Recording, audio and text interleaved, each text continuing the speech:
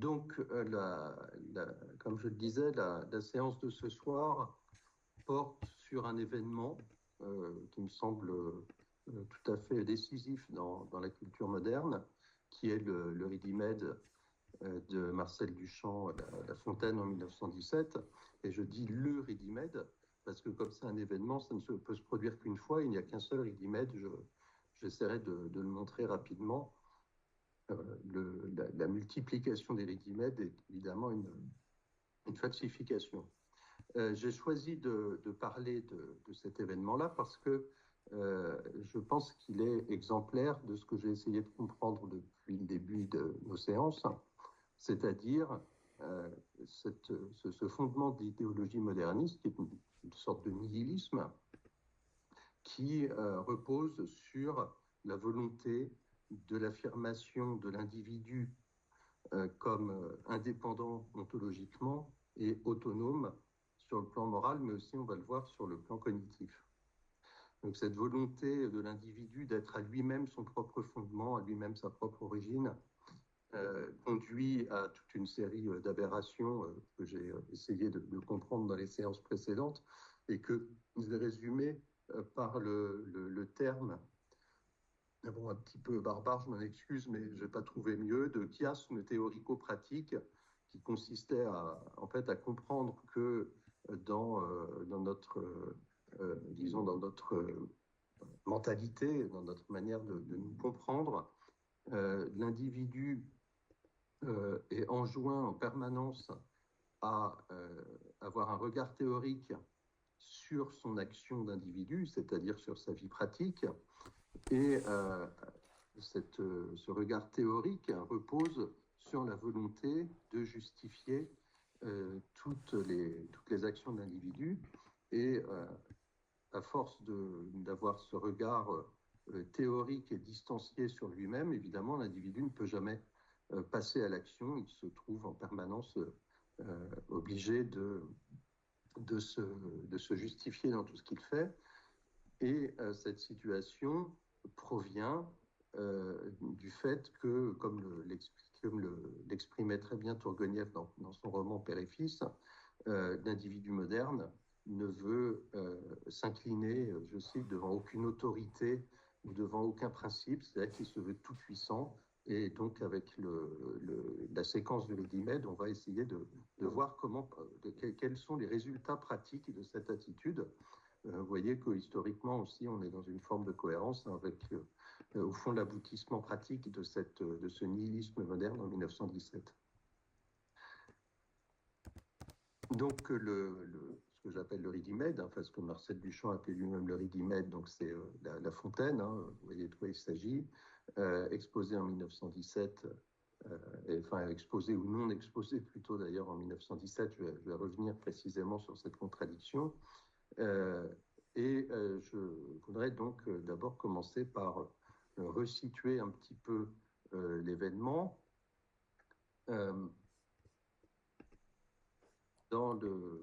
disons dans le cadre de l'histoire de l'art du 19e siècle, puisque au fond, La Fontaine de Duchamp, c'est un fruit plus évidemment de l'histoire de l'art du 19e siècle. Ce qui caractérise un petit peu cette période et ce que nous a légué cette œuvre, c'est pour faire un petit peu le lien entre ce que j'ai dit sur l'idéologie moderniste et notre histoire de l'art, c'est l'idée selon laquelle l'individu, pour s'affirmer dans son indépendance, doit en permanence faire table rase de ce qui l'a précédé et finalement, dans une forme de détestation de la tradition et de survalorisation permanente de la nouveauté, finalement, on obtient ce que Thierry Deduve, dans son livre sur Duchamp, appelait une tradition de l'avant-garde, c'est-à-dire une tradition de la rupture avec la tradition. Voilà, l'expression ici traduit assez bien le caractère paradoxal de la situation et les injonctions contradictoires qui s'en suivent.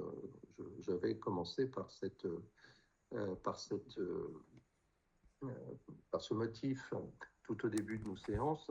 Et effectivement, on va voir de manière exemplaire avec l'itinéraire de Duchamp que l'histoire de l'art moderne s'écrit un petit peu comme cette volonté permanente des artistes à chaque génération de faire table rase de ce qui les a précédés et donc de s'affranchir de toute tradition. Ce que manifeste dans un premier temps en réalité La Fontaine, c'est ce que j'appelle une volonté de l'absence de sens. Alors, ce qui d'abord est remarquable, c'est que jusqu'au moment où on théorise le Archimède, en réalité, il y a un petit peu de retard de la théorie sur la pratique, parce que vraiment la théorie proprement philosophique du Ridimède a été élaborée dans les années 60 par Arthur Danto, c'est-à-dire avec un retard grosso modo d'un demi-siècle sur le Ridimède lui-même, mais ça ne change rien à la situation qui est ouverte pratiquement par le Ridimède. Donc la première remarque qu'on peut faire, c'est qu'avec le Ridimède, les œuvres d'art, l'art en général, ne peut plus être définis comme un genre d'objets qui sont caractérisés par la spécificité d'un mode de production. Le Ridimède, contre cette définition de l'art, définit l'œuvre par l'action de l'artiste de choisir un objet. Donc l'œuvre n'est plus caractérisée objectivement par une série de caractères qui traduisent un mode de production particulier, mais il est l'expression du choix d'un individu singulier qui est institué comme capacité à la liberté inconditionnée. Et là, on va voir évidemment tout l'enchaînement de conséquences que cette conception de l'individu comme liberté inconditionnée va accumuler pour produire finalement ce qu'on connaît aujourd'hui sous le titre de Ridimède. Parce que d'abord, le Ridimède, pour être un Ridimède, on dit que c'est le choix de n'importe quel objet. En réalité, ce n'est pas tout à fait exact. C'est avant tout le choix d'un objet qui n'est pas un objet d'art. C'est-à-dire qu'en réalité, pour être un Ridimède, le Ridimède doit déjà restreindre le champ du choix possible, puisque il doit être un objet qui n'est pas déjà un objet d'art. Donc, fatalement, il va s'agir d'un objet ustensile. Et l'idée de la condition plutôt de liberté inconditionnée signifie que le choix de cet objet ne doit pas se justifier par l'ustensilité de l'objet. Donc c'est le choix d'un objet ustensile, mais qui est totalement déconnecté de l'ustensilité de l'objet. On voit bien que d'ailleurs La Fontaine surjoue un petit peu cette déconnexion entre le choix de l'objet et son ustensilité en choisissant un objet aussi incongru pour le montrer dans une salle d'exposition. Donc ce qui caractérise d'abord le Ridimède, c'est qu'il est choisi sans aucun motif. Duchamp le dit, beaucoup plus tard, je reviendrai sur cette définition, dans le dictionnaire abrégé du surréalisme, il dira, donc je crois que c'est au début des années 30, que le Ridimède est, je cite, un objet usuel promu à la dignité d'œuvre d'art par le simple choix de l'artiste. Fin de citation, vous avez bien remarqué qu'il précise bien un objet usuel. Et donc ça, c'est une définition qui va être prise un peu par tous les commentateurs classiques, Breton, Octavio Paz, etc.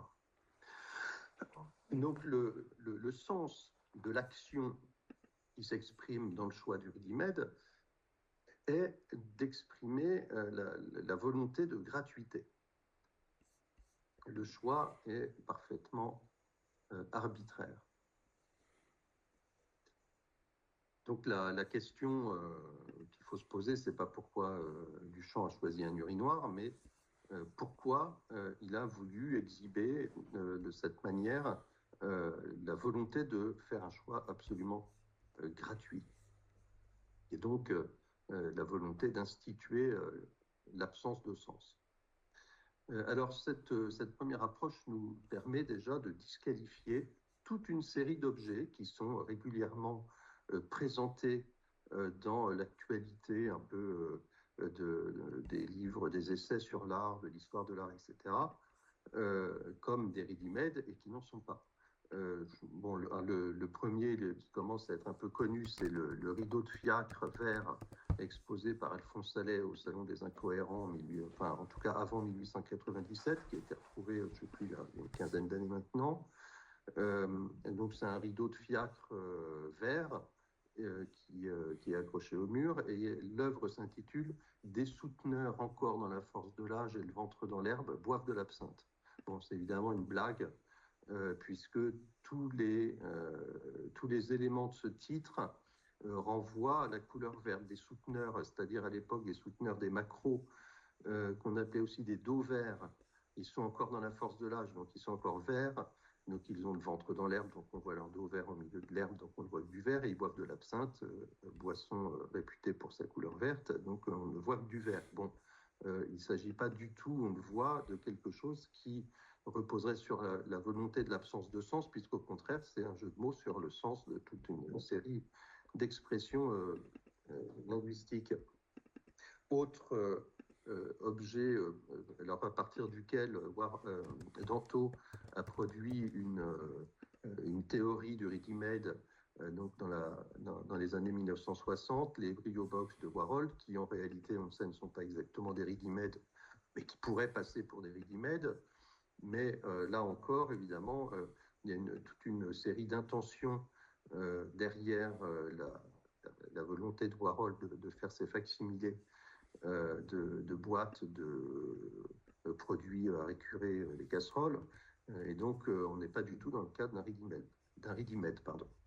Restent les candidats issus du champ lui-même, le porte-bouteille de 1914, la roue de bicyclette, ou toute une autre série, toute une série d'autres objets, ready-made plus ou moins aidés, comme disait Duchamp lui-même. En réalité, quand on lit les déclarations de Duchamp, on se rend compte que, par exemple, sur la roue de bicyclette, il dit qu'elle le fascinait. Alors, à partir du moment où il est fasciné par la roue de bicyclette, ça veut dire que le choix n'est pas gratuit. Et c'est le cas de tous ces objets, depuis le porte-bouteille jusqu'à... alors, la broyeuse de chocolat ne sera pas un ready-made, mais c'est aussi un objet dont il dit qu'il le fascine. Et donc ça c'est des objets qui sont stockés dans l'atelier et qu'on peut appeler je crois que c'est l'expression de Duchamp lui-même, des objets inspirants, et qui ne sont donc pas du tout des ready-made. Ce qui nous indique cette différence entre ces objets inspirants et le ready-made de manière tout à fait évidente, c'est que le ready-made, lui, est destiné à être exposé, ce qui n'est pas le cas de tous les autres objets qui sont des objets qui traînent dans l'atelier tout simplement. Donc il y a quelque chose de particulier dans La Fontaine qui fait que c'est le ready-made, qui est qu'il est le fruit d'un acte de choix gratuit destiné à être exposé au public. Donc c'est ça le ready-made, c'est la volonté d'exposer au public quelque chose qui n'a aucune motivation, quelque chose qu'on n'a aucune raison de regarder. Donc c'est vraiment l'exposition de la gratuité. Alors, on pourrait objecter que l'année d'avant, 1916, Duchamp avait déjà exposé un ready-made exactement avec la même intention, qui est la pelle à neige, qu'on trouve régulièrement, je crois, sous le titre En prévision du bras cassé.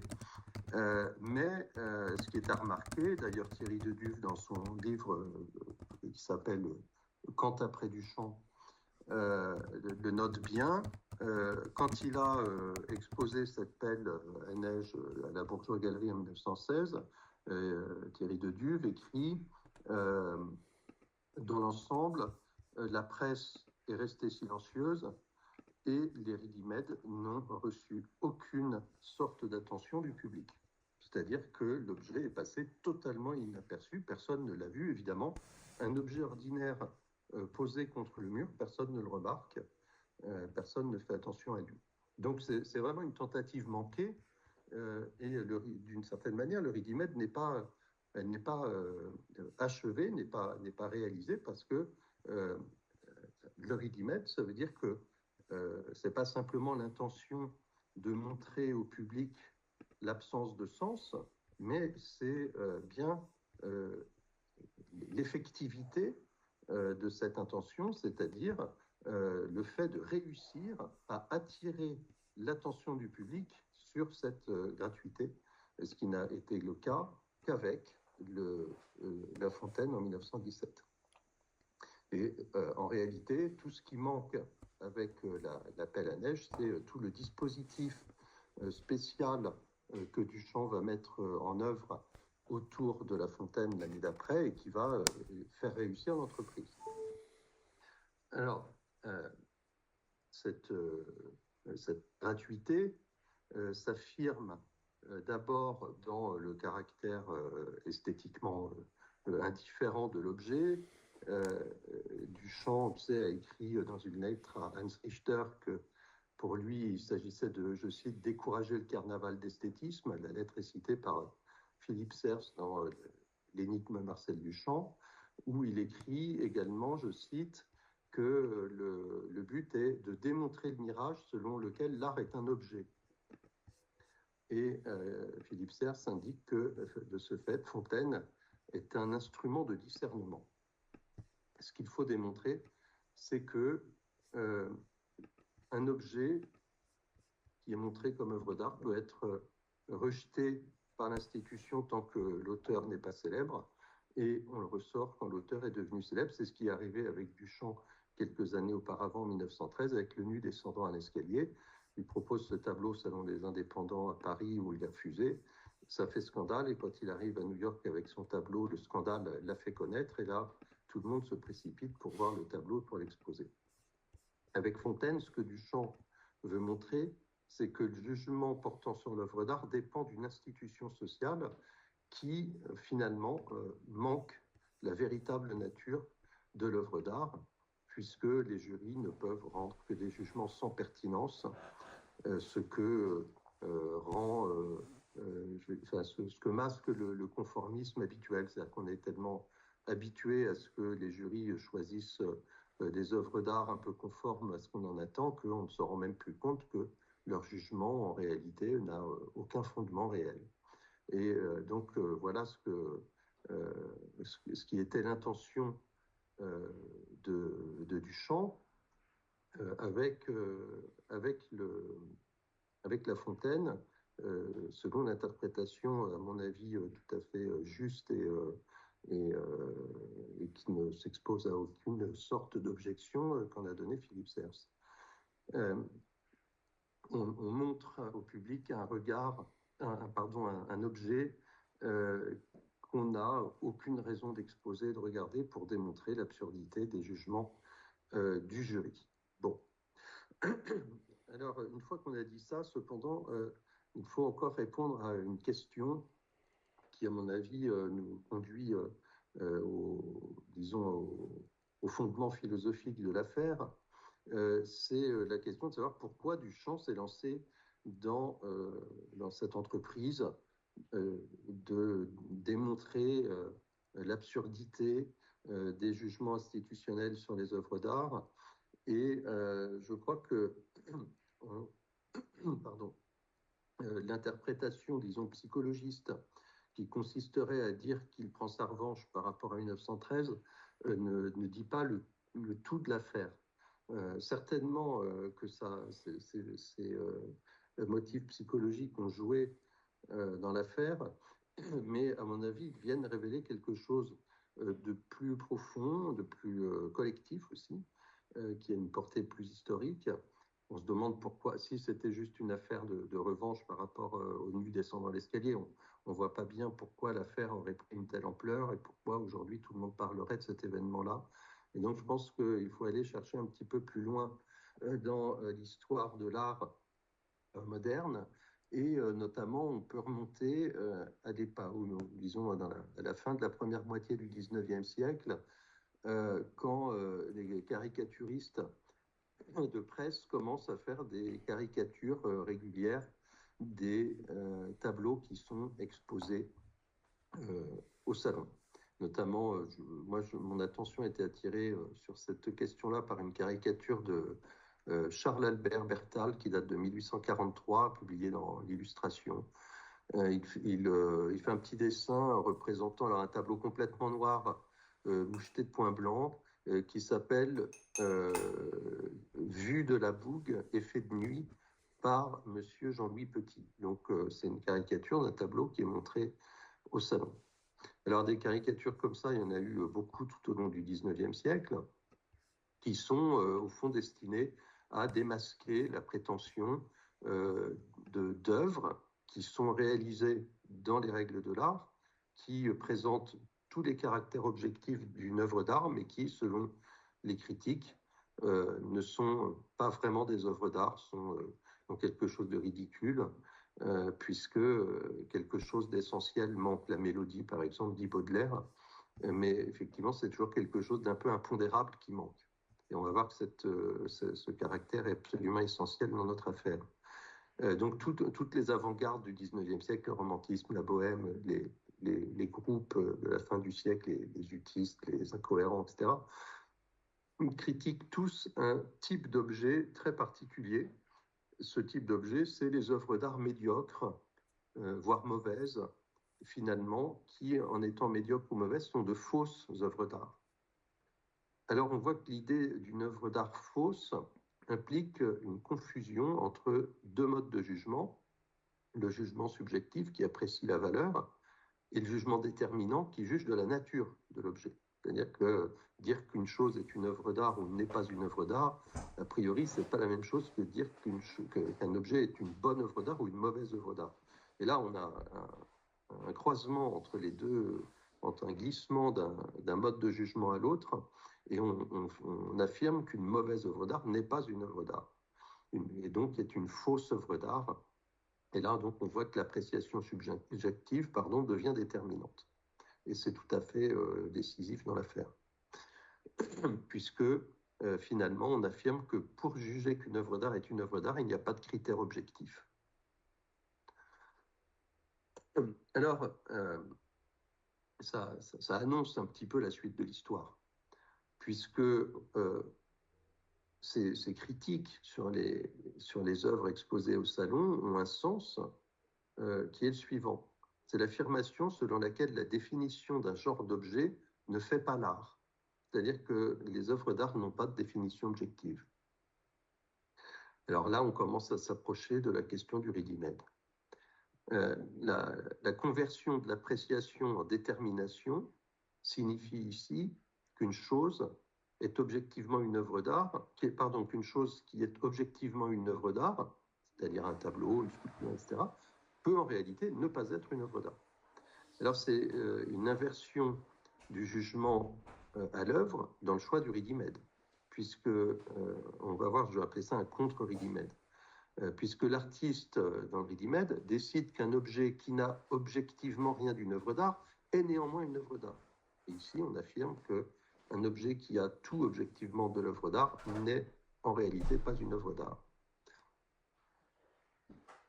Alors, au fond, voilà ce sur quoi repose le projet du ready-made. D'abord, c'est l'idée que ce qui fait l'œuvre d'art est quelque chose d'invisible et d'impondérable, que quelque chose qui a tous les caractères objectifs de l'œuvre d'art ne peut ne pas en être une, alors que ce qui a tous les caractères de l'œuvre, qui a aucun caractère de l'œuvre d'art, au fond, est peut-être une œuvre d'art.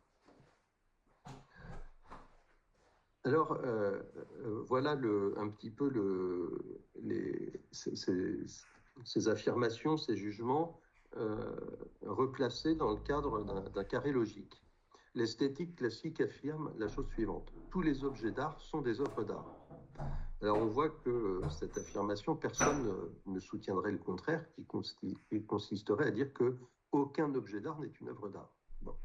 Mais les caricaturistes, donc les critiques du salon, eux, formulent la contradiction de l'affirmation classique qui dit tous les objets d'art sont des œuvres d'art, et affirment quelques objets d'art ne sont pas des œuvres d'art.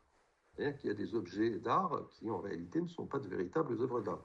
Et Duchamp, lui, affirme le contraire de ce qu'affirment les caricaturistes du salon. Il dit « quelques objets non artistiques sont des œuvres d'art ». C'est-à-dire qu'on peut choisir un ready-made. En tout cas, c'est l'affirmation qui est soutenue, qui est démontrée par, comment dire, par la mise en scène de Duchamp qui envoie un urinoir pour une exposition d'art. Et à partir du moment où on a dit quelques objets non artistiques sont des œuvres d'art, on a ouvert la porte, puisqu'on n'a plus de critères pour distinguer ce qui est une œuvre d'art et ce qui n'en est pas une, on a ouvert la porte à une spéculation qui serait la contradictoire de l'affirmation des critiques. On finit le carré logique. Tous les objets non artistiques sont des œuvres d'art. Et c'est effectivement, d'une certaine manière, l'affirmation qui a fini par être choisie au XXe siècle. En tout cas, même je dirais plutôt au début du XXIe siècle, puisque beaucoup maintenant font des spéculations sur le non-art, sur le fait que l'art ne doit plus être là. Enfin, on rentre quand même dans des absurdités assez manifestes.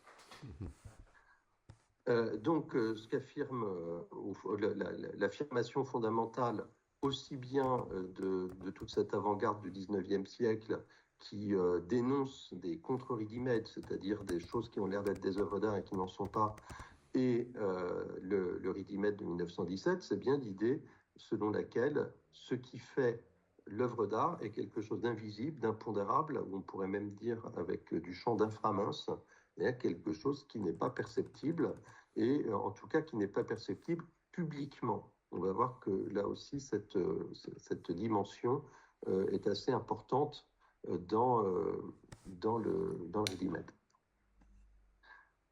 Donc le ready-made démasque le contre-ready-made. C'est-à-dire qu'en montrant cette urinoir à la place d'une œuvre d'art, Marcel Duchamp affirme bien qu'il faut se méfier des choses qui sont montrées comme des œuvres d'art parce que ça peut éventuellement ne pas en être. Bon, alors jusqu'à ce moment-là, en tout cas j'espère l'avoir montré, il n'y a rien de très original dans la démarche de Duchamp. Et au fond, ce qui en fait l'originalité, c'est que Duchamp opère un passage à la limite en formulant le jugement contraire à celui de tous ses prédécesseurs, c'est-à-dire en passant de certains objets d'art ne sont pas des œuvres d'art à certains objets qui ne sont pas des objets d'art sont des œuvres d'art. Évidemment, il passe à la limite puisque de l'idée que le seul critère pour juger d'une œuvre d'art est un critère impondérable, invisible, il passe à l'idée finalement qu'il n'y a pas de critères du tout. Et on va le voir aussi à la fin d'exposer dans les statuts de la Société des artistes new-yorkais. Alors maintenant, pour comprendre un petit peu de manière plus philosophique, disons, comment tout ça se passe par rapport à une philosophie du sujet, qui nous intéresse évidemment par rapport à notre questionnement d'ensemble, il faut passer à la manière dont Duchamp comprend les choses, et je vais le faire en rapprochant sa compréhension de l'art de la conception kantienne du génie. Puisque, au fond, Duchamp, ce qu'il se donne comme entreprise à réaliser avec La Fontaine, c'est de montrer aux yeux du grand public cette dissociation entre l'objet réalisé dans les règles de l'art et donc reconnu institutionnellement comme une œuvre d'art, et ce qui est véritablement une œuvre d'art. Il va donc essayer de montrer cette distinction par la dissociation absolue entre l'objet et la place de l'œuvre d'art avec l'urinoir, avec La Fontaine. Au fond, maintenant, si on se place du point de vue du grand public, ce qu'on pourrait appeler le grand public, puisque c'est la cible de Duchamp en réalité, pour le grand public, les œuvres d'art, elles sont identifiées par la médiation de l'institution. C'est-à-dire que le grand public, lui, va au salon, c'est-à-dire qu'il va voir ce qui a été sélectionné par l'institution comme étant des œuvres d'art, et de ce fait, il regarde ça comme des œuvres d'art. Alors qu'on voit bien que l'idée du choix de l'artiste pour le ready-made, c'est bien que l'artiste, lui, n'a pas besoin de la médiation de l'institution.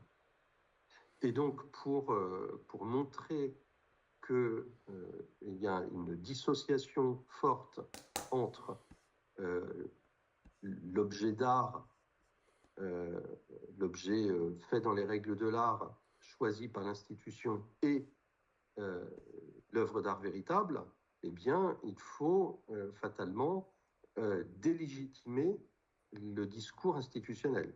Si on veut montrer que l'institution qui choisit comme œuvre d'art ce qui ressemble à une œuvre d'art, en réalité, choisit des choses qui ont l'air d'être des œuvres d'art et qui n'en sont pas, eh bien, ce qu'il faut affirmer, c'est que l'institution raconte n'importe quoi. C'est ce qu'on avait repéré avec l'interprétation tout à l'heure de Philippe Serres.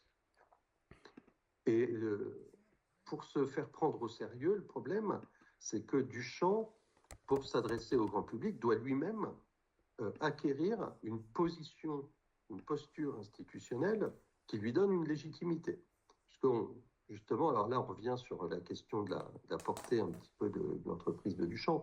Si c'est seulement un artiste qui a été rejeté par l'institution, qui est un peu mécontent et qui vient crier après l'institution, c'est un discours qui n'a pas beaucoup de portée. Donc, et c'est précisément ce qui manquait avec l'appel à neige, c'est tout le caractère institutionnalisé de l'affirmation. Alors, avec l'urinoir, c'est différent parce que Duchamp a acquis une position institutionnelle, c'est-à-dire qu'il est membre fondateur de la Société des artistes, il a une notoriété, et donc, s'il joue de sa position institutionnelle, il va réussir cette fois, à attirer le regard public sur le ready-made, ce qui n'avait pas été le cas l'année précédente. Donc, l'histoire, globalement, c'est que donc, Duchamp envoie sous un pseudonyme, évidemment, la chose pour que la discussion du jury soit suffisamment problématique. S'il l'avait signé lui-même, ça ne serait pas passé comme ça. Et puis, il intervient pour expliquer que le refus de cette œuvre est quand même vraiment scandaleux. Et là, il met dans l'affaire Stiglitz, Albert Stiglitz, qui est un photographe, un galeriste très connu à New York dans les avant-gardes à l'époque. Il se débrouille pour que Stiglitz fasse la photographie de l'œuvre refusée, et il crée une revue ad hoc qui s'appelle The Blind Man, pas par hasard, hein, l'homme aveugle. Pourquoi? Parce que ce qui fait qu'une œuvre d'art est une œuvre d'art, ça ne se voit pas. Et puis là, on montre une œuvre qui, au fond, n'est pas une œuvre, donc on montre le fait qu'il n'y a rien à voir. Enfin, on voit bien que l'intention est quand même affirmée de manière ouverte par Duchamp. Et donc, tout ce qui va faire exister cette œuvre refusée que personne n'a vue, d'ailleurs dont plus personne ne sait où elle est, etc., c'est le fait qu'il y a autour une affaire avec une publication, avec une légitimation institutionnelle, celle d'Albert Stiglitz, et donc, pour ainsi dire, la chose existe en creux, et là on voit très bien que le ready-made n'est pas un objet. Le ready-made, c'est ce montage institutionnel autour de l'entreprise de montrer cet objet qui n'a rien à montrer, et non pas le simple fait de choisir un objet au hasard comme on le croit habituellement à tort. Alors ce que Duchamp fait donc, c'est que il apparaît comme un personnage en rupture avec une certaine institution, c'est-à-dire qu'il a été refusé au Salon des Indépendants de Paris, et donc il est parti, mais il acquiert une position institutionnel dans une autre institution. Donc il joue une institution contre une autre, et il joue aussi je dirais, de la fin des monopoles institutionnels d'État, c'est-à-dire le salon en France au XIXe siècle, et avec la fin de ce monopole institutionnel, la multiplication des acteurs institutionnels privés, dont Arensberg, qui est un collectionneur extrêmement fortuné, et donc qui vont jouer un rôle essentiel dans toute cette affaire. Donc la réalité du ready-made, ce n'est pas d'être un objet, mais c'est d'être l'institutionnalisation de cette structure d'autodestitution du discours. Et on reconnaît bien cette idéologie de l'individu indépendant et autonome, c'est-à-dire une forme de libéralisme radical qui est celui du modernisme, pour lequel, au fond, l'institution doit être à tout prix combattue comme prétendument ce qui interdirait à l'individu d'assumer cette liberté dont il est tellement entiché, je dirais. Alors, si on prend la proposition au sérieux, il faut aller jusqu'au bout, rendre La Fontaine institutionnelle, c'est-à-dire l'instituer comme objet d'art, eh bien, nous conduit à la dernière proposition tout à l'heure du carré logique, qui semblait un peu folle. Elle nous conduit à dire que tout objet peut être une œuvre d'art, et que, au fond, tout ce qui fait l'œuvre d'art, finalement, c'est l'autorité de l'artiste. C'est l'artiste qui choisit de manière absolument gratuite une œuvre d'art. Et comment est-ce que l'artiste est un artiste? Eh bien, il est un artiste parce qu'il est lui-même institué par une institution en tant qu'artiste. Et de ce fait, on voit bien que c'est bien l'arbitraire de l'institution qui revient là où on voulait chasser ces jugements justifiés sur une réalité. Quand on veut supprimer l'institution, finalement, elle revient de manière encore plus arbitraire, encore plus violente. Là, donc, je reprends l'institutionnalisation de la contestation de l'institution. Voilà, finalement, ce qui fait la réalité du ready-made. Et donc, c'est bien la position institutionnelle de Duchamp qui lui permet d'opérer la chose, puisqu'il est membre fondateur de la société qui organise l'exposition, rédacteur du magazine qui publie la photographie, artiste très en vue, très célèbre. Et il utilise l'image de marque d'Albert Stiglitz. Et donc, c'est tous ces ingrédients qui font que la non-visibilité de la chose devient visible en creux, ce qui n'avait jamais été le cas auparavant avec quelques pseudo-ready-made que ce soit.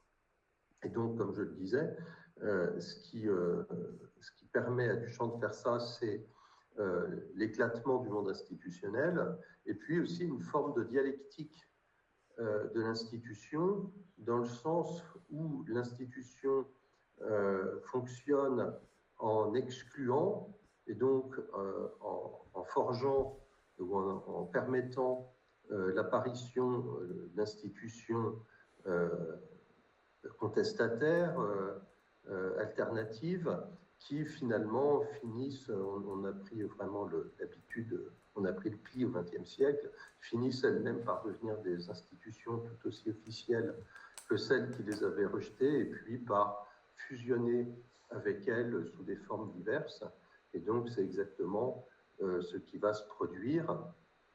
La démonstration institutionnellement légitimée de l'illégitimité de l'institution devient le paradoxe d'une institution qui se démet elle-même, comme je le disais tout à l'heure.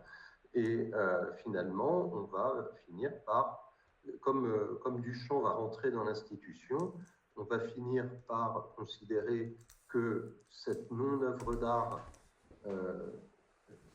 d'Urinoir, enfin, La Fontaine, est en réalité une œuvre d'art, et Duchamp s'y plie lui-même, puisque quand, dans les années 30, il donne comme définition du ready-made un objet quelconque qui est promu au rang d'œuvre d'art par le choix de l'artiste, on voit bien qu'il s'est lui-même plié à cette évolution du sens du ready-made qui, en réalité, en est l'accomplissement. Alors voilà comment dire, ce qui est à tirer du sens du ready-made.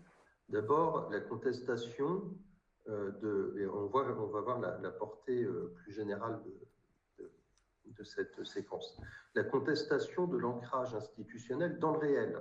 C'est-à-dire que d'abord, on affirme que l'institution ne voit pas ce qui est réellement une œuvre d'art, donc elle n'est pas ancrée dans le réel, et ces jugements sont donc illégitimes. Alors, donc, on affirme que l'institution a un caractère arbitraire et on dénonce ce caractère arbitraire. Alors, en réalité, je fais un rapprochement avec la démonstration faite par Hobbes dans le Léviathan au niveau politique. Voilà au fond, ce que dit Hobbes dans la fondation de la souveraineté. Comme je ne puis rien décider par moi-même, je transfère ma volonté au souverain, dont je reconnaîtrai alors la volonté arbitraire comme si c'était la mienne. C'est vraiment ce que dit Hobbes. Tout ce que le souverain fait, c'est comme si c'était moi qui l'avais fait, puisque c'est moi qui ai décidé de l'instituer comme souverain. Incapable de juger de ce qu'est une œuvre d'art, parce qu'il n'y a pas de critères pour le faire, je reconnais donc comme tel ce que l'institution instituera arbitrairement comme tel. C'est exactement ce qui se passe avec le ready-made. Duchamp l'avait élaboré pour démontrer l'arbitraire de l'institution. Finalement, il finit par rentrer dans le rang parce qu'il est obligé lui-même de devenir un personnage institutionnel pour faire sa démonstration. Comme il rentre dans le rang, eh bien, l'acte qu'il a posé, c'est-à-dire le ready-made, est considéré institutionnellement comme une œuvre d'art. Et finalement, eh bien, Duchamp apparaît comme certainement un des artistes les plus institutionnels depuis, je dirais, les années 60, 1960-70. Et donc, finalement, c'est lui qui a pris la place de l'institution et qui inflige un arbitraire encore plus violent, puisque désormais, c'est tout et n'importe quoi qui peut être choisi par l'artiste comme œuvre d'art, pour peu que l'artiste ait lui-même été intronisé par l'institution, comme je le disais à l'instant. Alors, maintenant, sur le plan de la conception du sujet, on va voir que ce qui se produit avec l'institution, c'est-à-dire cette autodestitution, où on pourrait dire le fait que l'institution se nie en s'affirmant ou s'affirme en se niant, ce qui revient au même, on va voir que la même chose se produit avec le sujet. Donc, je me base sur des déclarations de Duchamp dans Duchamp du Cygne, des entretiens avec John Sweeney de 1955, un autre texte de 57 intitulé « Le processus créatif » et « À propos de moi-même » en 64, tout ça est recueilli dans le petit volume du Chant du Cygne chez Flammarion. Le maître mot de tous ces textes, c'est influence. Et on voit que, au fond, le ready-made, c'est l'accomplissement d'un processus dans lequel Duchamp dit lui-même qu'il veut s'affranchir des influences. Et ce qui apparaît dans ces textes, c'est que toute sa formation artistique n'est qu'une suite d'adoption puis d'abandon de diverses influences. Et par exemple, sur le nu descendant un escalier, il dit, je cite, « Je décidais de me soustraire à toutes les influences que j'avais pu subir précédemment ». Donc, en fait, adopter et rejeter comme ça des systèmes de règles, c'est tout simplement un processus de transgression permanente. Et c'est bien là qu'on en vient au titre que j'ai donné à ces séances, tradition et transgression, puisqu'on voit bien que ce dans quoi se concrétise l'idéologie moderniste, c'est bien dans la promotion de la transgression comme une valeur ultime, puisque manifestement tout ce qui peut se faire de bien, puisque ce qui se fait de bien, c'est l'affirmation de l'indépendance du sujet, tout ce qui peut se faire de bon, en fait, procède par transgression successive. Et Duchamp le résume de la manière suivante, je cite, « Je voulais inventer ou trouver ma voie propre, au lieu d'être un simple interprète d'une théorie. » C'est-à-dire que vraiment, le but, c'est que tout ce qu'il fera n'est pour origine que lui-même, indépendamment de toute autre influence possible. Et cette institution de soi-même par soi-même, donc on va la retrouver dans la manière dont on peut interpréter la démarche de Duchamp à partir du concept kantien de génie. Le génie, on le sait, pour Kant, dans la critique de la faculté de juger, c'est une capacité à créer. Et donc, le génie apparaît du côté du producteur de l'œuvre d'art, alors que dans le même ouvrage, le jugement de goût, lui, apparaît du côté du récepteur. C'est-à-dire que le jugement de goût intervient quand on voit les œuvres d'art, quand on les reçoit, quand on les perçoit, et le génie quand on les crée. Seulement, le génie pur ne peut pas, selon Kant, produire des œuvres d'art par lui-même. Il doit s'adjoindre la technique, le métier, c'est-à-dire l'art au sens de l'art mécanique, et puis de l'autre côté, le goût qui agit comme un régulateur du génie qui rend l'œuvre communicable.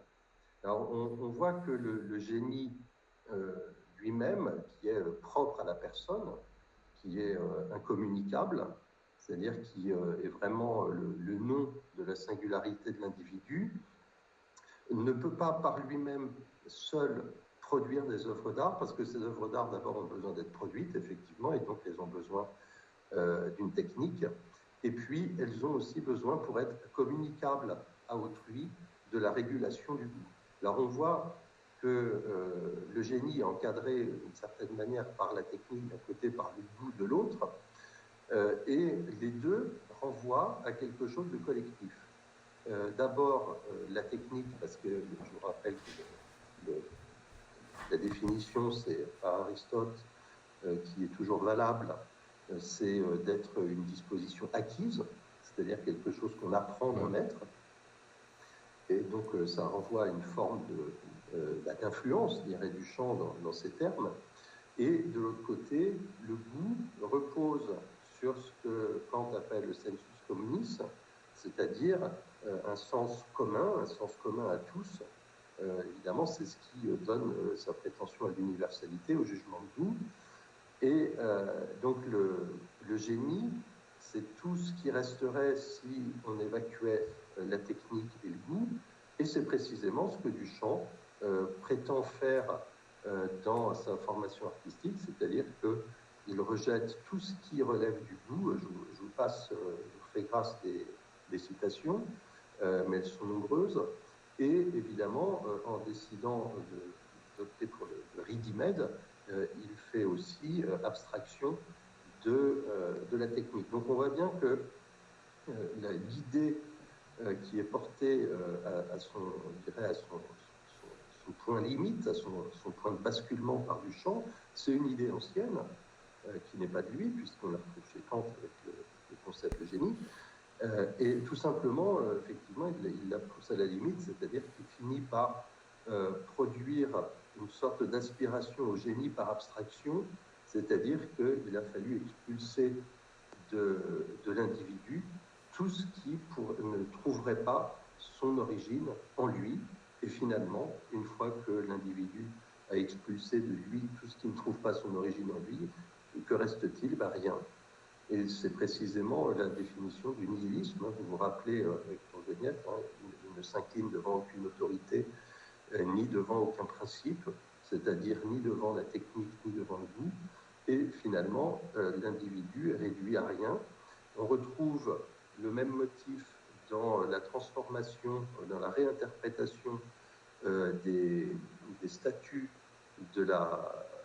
des artistes indépendants de New York à partir de celle de Paris en 1884. On le dit souvent, Duchamp a repris ces statuts.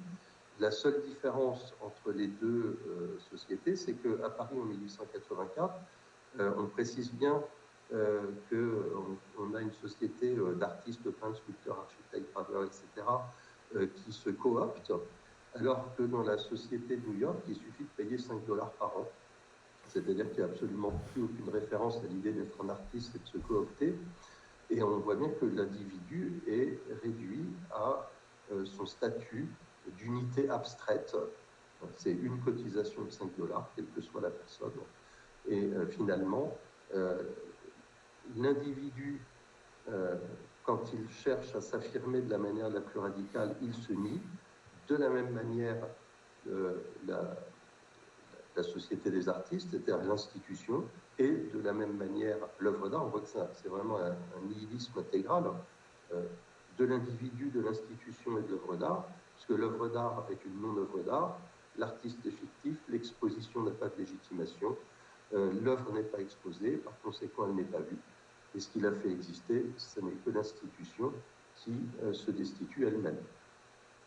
On ne peut pas faire, je pense, démonstration de nihilisme plus radicale.